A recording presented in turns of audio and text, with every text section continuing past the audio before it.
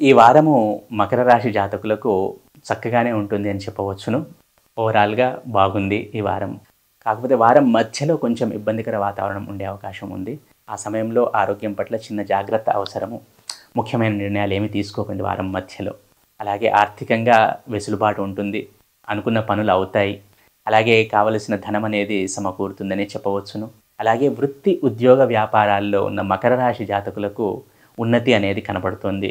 Progress అనేది కనబడుతోంది.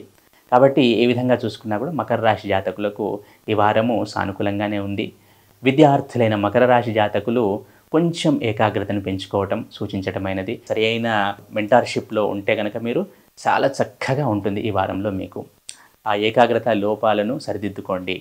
అలాగే ఆర్థికంగా బాగుంది. వృత్తి, ఉద్యోగ, వ్యాపారాల్లో ఉన్నవారికి బాగుంది.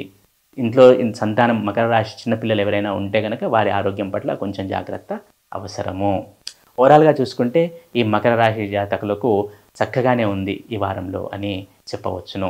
మకర రాశి జాతకులు ఈ వారంలో సుబ్రహ్మణ్య స్వామి ఆరాధన చేయటం వలన సత్ఫలితాలను పొందుతారని చెప్పవచ్చును.